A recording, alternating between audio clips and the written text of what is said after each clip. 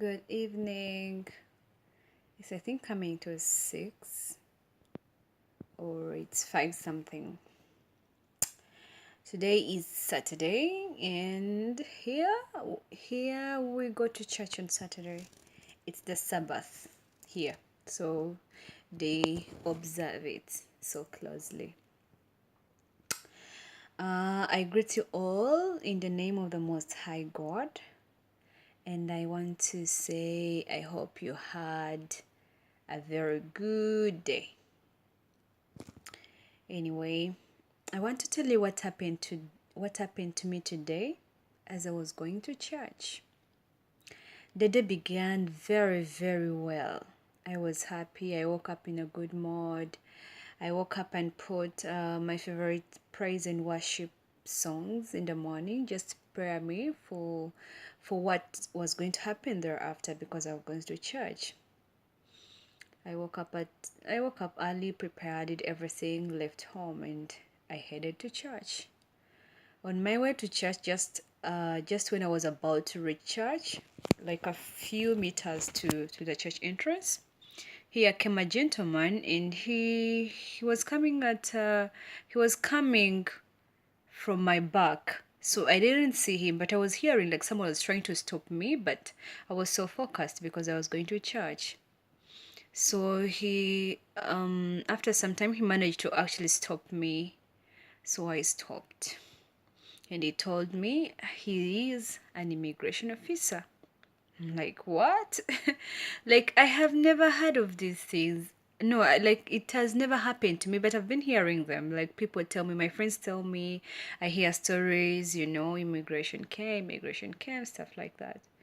So when he told me he was an immigration officer, I quickly asked him to show me his identity. Like, I wanted him to identify, to really show me the proof that he is an immigration officer, because as far as I know, on Saturday here, nothing like that works, and I was so surprised. Nothing like that works, because in this country, on Saturday is a day that everything is not meant to work. They respect it. They call it Shabbat. So on Shabbat, nothing works. Not even a hospital works on Shabbat. Not even shops are open. It's only the churches, the worshiping places that are open on that day. Not even public means do work on Shabbat. So this guy was telling me he's an immigration. I'm like, which immigration works on Shabbat, on Saturday? And he was like, you don't need to ask me many questions, but I want you to know that I'm an immigration officer. So I was like, okay, fine. In my heart, I was like, why not calm down and just show him what he wants to see, and I move on, I go. He might be, who knows. But even when I was showing him my documents, I was so sure he wasn't an immigration officer, because something kept convincing me in my heart, and I kept on saying he can't be an immigration officer. So what I did was I got my passport and I showed him. So I really want to show you my passport, you people, and I showed him my passport. You see that? See this? You see this? Passport. Okay, so I showed him my passport, and he was like, okay, fine. This is not enough to identify you. I'm like, what else do you want? I'm late, And he's like, no, you need to find something to identify you more. So I was like, okay, fine. So I was like, I'm already late. You have stopped me. I was going to church. I'm already late. I cannot walk back to my house unless you have a car to drive me to my house. So it's like, okay, fine, I'll drive you to your house. I'm like, where is your car? He's like, my car is just in the next street. So I walked to the next street and I sat in the car and he drove me to my house. When we reached, I have, of course, some more documents that I had to show him that would identify me more. Okay, well, so after showing him, I was like, okay, fine, you have everything, okay, so would you want me to take you back to church? I'm like, okay, fine, let's go. drop me to church because I'm already very late. So I sat. So as we were going to church, while we were driving back to church, he started telling me how I'm man, how I am beautiful, how he was asking me, do you stay alone in your house? So in my head, I'm like, an immigration officer, you starting to vibe or what? So I was very tough. The whole time I was telling him, I'm so pissed. You even don't have the guts. I mean, you should not even sit there in your car trying to ask me these questions because first of all, you got me on a mission. I was going to a church. I'm already late, and you're already starting to ask me if I stay alone, how old I mean, old I am. All those questions for what? So basically, at the end of the day, I realized he wasn't an immigration officer. He wanted something from me, but he didn't know how to start. He didn't know how to get to me. You know, I had put on that very serious, serious holy tough face on days like this, like the one you would put on when you're going to church on Sunday. Or when you're going to the mosque on Friday. I mean, you want to talk to your God and someone is bringing all this nonsense. What's wrong with some men?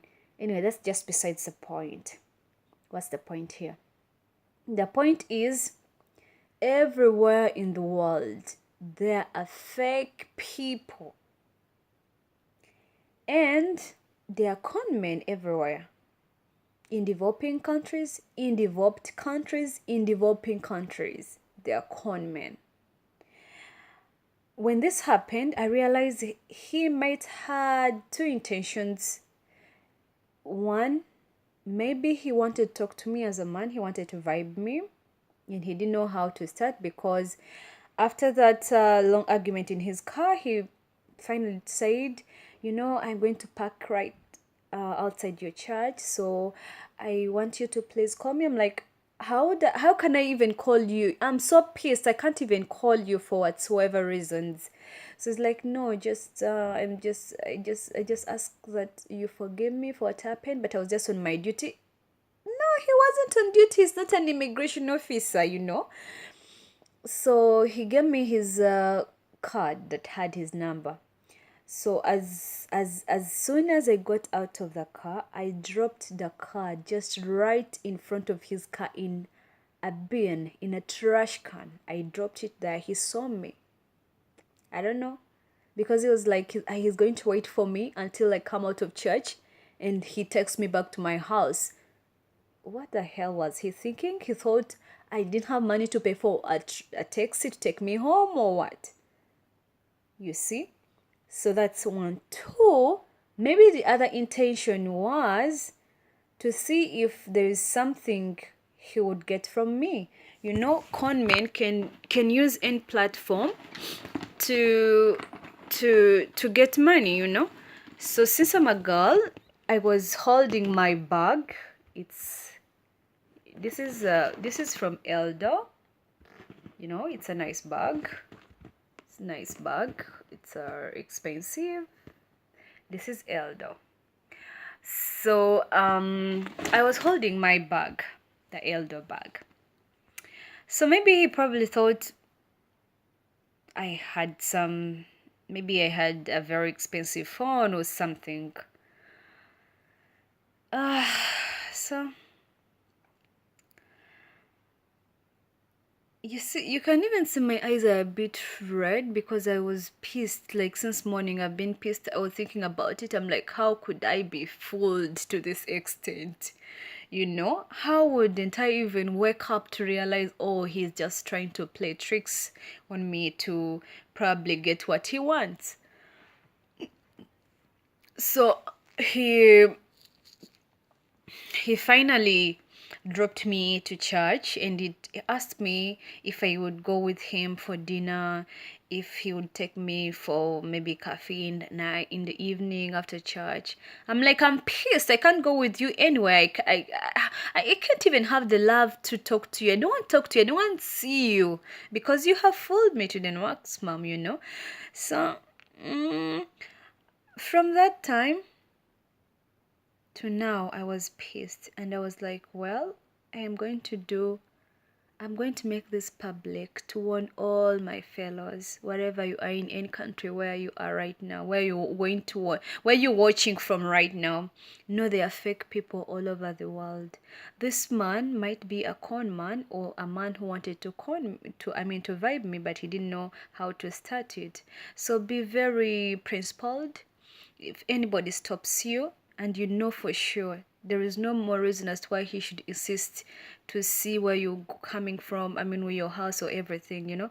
Because when I went to church and I narrated this story to some people, they told me there is a certain guy, people like that met him on the street, and they pretended to be immigration officers, and they took him into the car and beat him up, took his property, took his money, and just left him helpless in a certain strange street he didn't know, in a strange city, you know. So there are fake people everywhere, and I'm warning anyone who is in Israel that there are fake people trying to be immigration officers, and they're going to con you of your money. They're going to come and scare you. They're going to scare you and take your phones, take your laptops, take anything valuable that you have, money. They may not take your phone or something, but they will take your money. If you move with your money, be careful. Be very, very careful. So basically, to sum it all, I really wanted to show people that there are fake people all over the world. The con men all over the world. People can use any opportunity that comes to take advantage of you so that they can gain. So, brother and sisters, take care and make sure you are not conned. Bye.